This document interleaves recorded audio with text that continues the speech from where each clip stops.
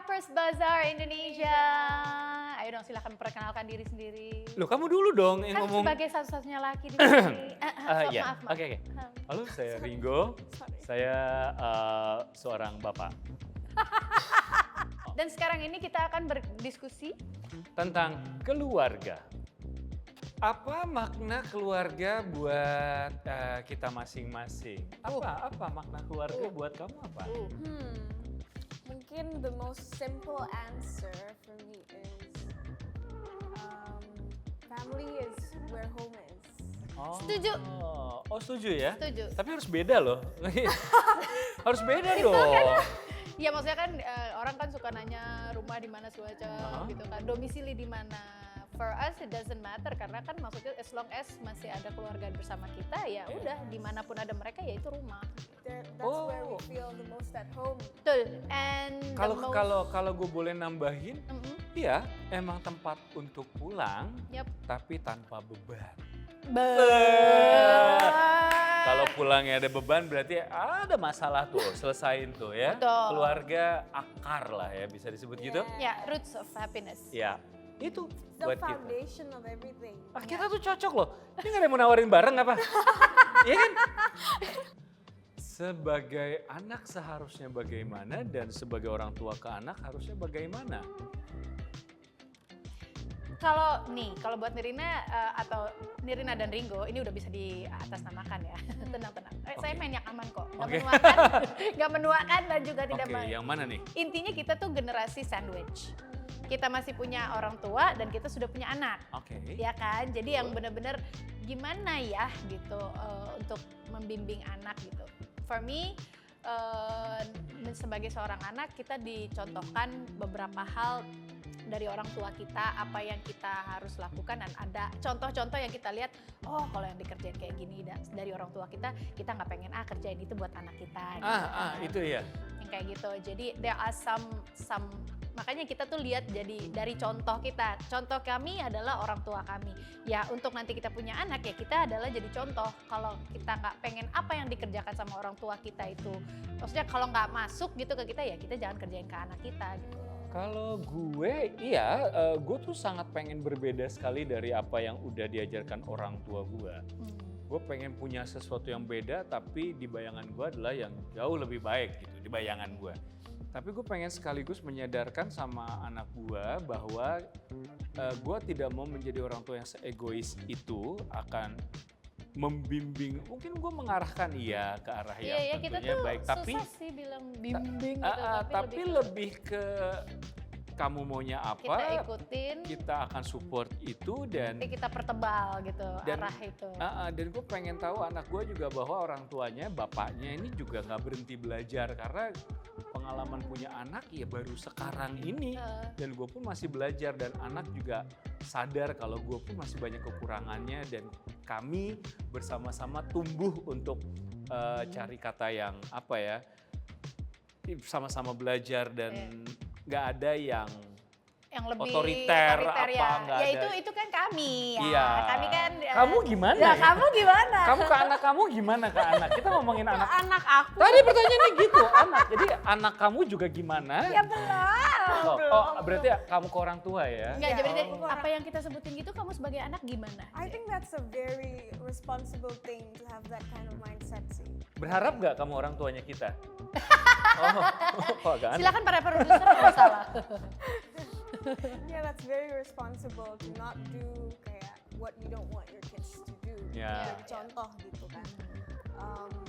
Tapi for me, what I think is the most important thing kayak mungkin bisa membantu dua orang ini untuk membangun relationship yang mungkin bisa saling bersama gitu loh. Saling apa sih? Support, kolaborasi. Iya itu dari komunikasi. Iya. Ya. Ini bapak ibunya bangga sekali kayaknya punya anak ini ya. Baik sekali. Hebat loh dia. Mama get me, Mom.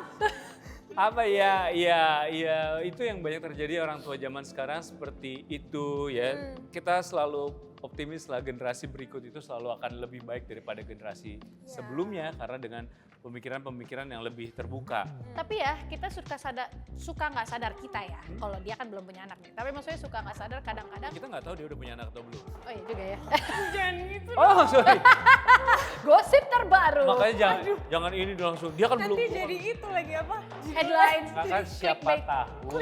Pokoknya intinya yang kita suka nggak sadar kadang-kadang kalau kita berada di rumah gitu ya, kita kan bilang nih, oh kita nggak pengen jadi orang tua kita seperti yang dulu, misalnya terlalu kekerasan atau terlalu tegas atau galak gitu kan.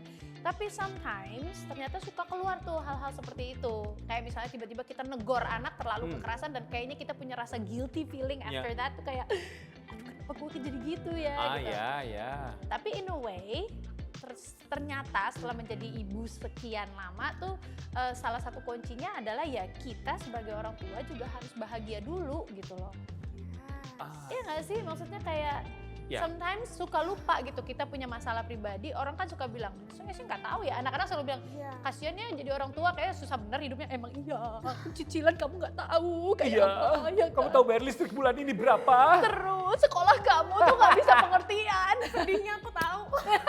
Thank you ya, thank you. Nah itu jadi I guess one of the solution for being happy parents and a happy family, one of them is be a happy parents first gitu loh. Oke. I think because a person gitu ya, pasti kan dia jadi orang yang dia jadi sekarang itu karena masa lalunya or how he was Brought up.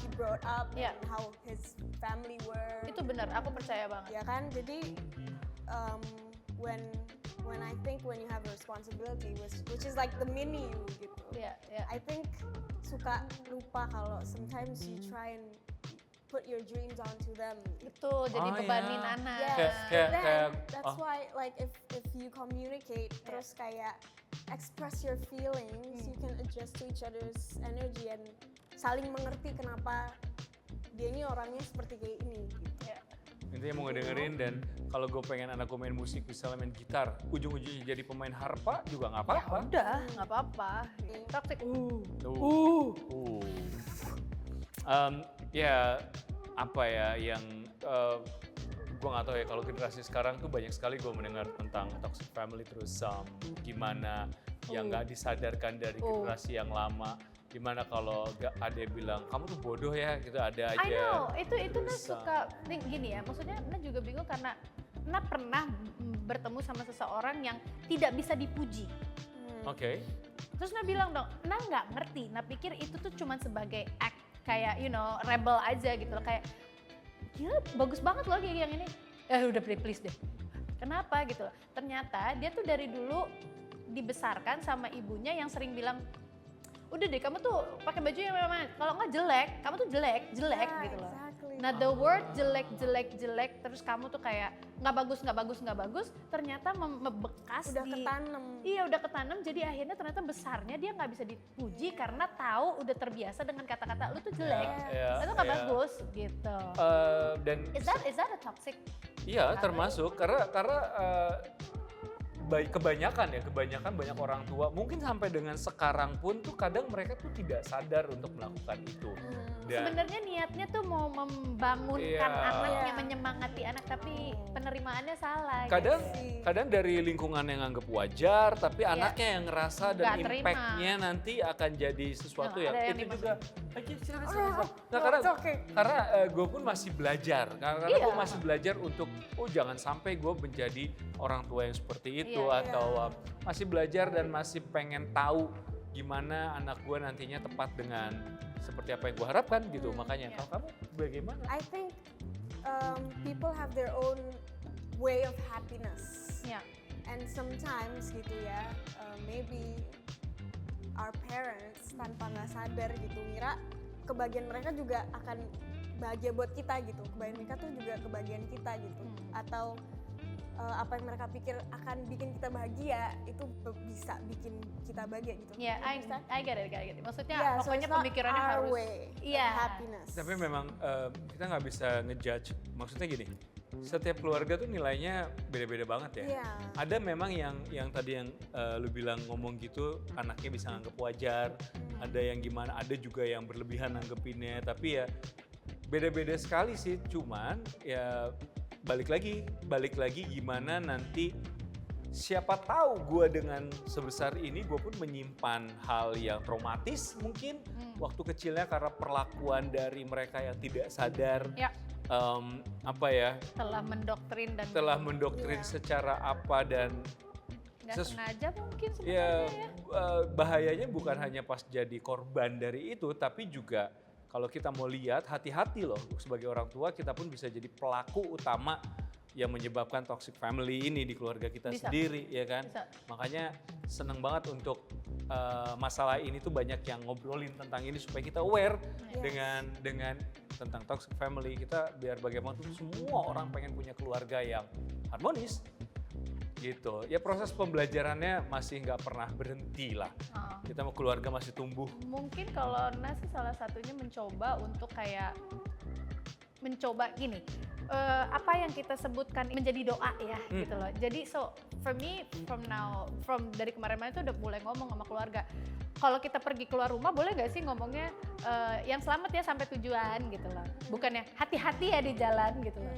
Nah mulai tuh membuat dari satu keluarga tuh kayak hal-hal kecil tuh kalimat yang keluar dari mulut tuh diusahakan untuk kalimat baik, kalimat bagus gitu loh, positive energy gitu kan. Instead of like saying hati-hati ya gitu. I know niatnya adalah hati-hati Hati-hati di ya? jalan, But hati-hati it di jalan ya. means so much. I know, gitu, but that for little now, change. for now kan tinggal ngomong aja kayak yang didoain selamat ya atau enggak selamat sampai tujuannya gitu. Yang selamat nyetirnya ya gitu. Yeah. I know it's little change but harus merubah lagi. Ini pertanyaannya jadi inget-inget zaman gue kecil gitu, terus Kena kayak toxic ada nggak ya? Kebuka Mungkin semua. ada ya, tapi gimana ya gitu ya? Yang dari I think- kita lah. I think Yeah. one of the keys is we're both parents and Yeah. children are both open to receive and learn from each other. Correct. Benar. Karena if you stop learning from each other, Ya. then you're not gonna. If it's only one way, it wouldn't work. Ya.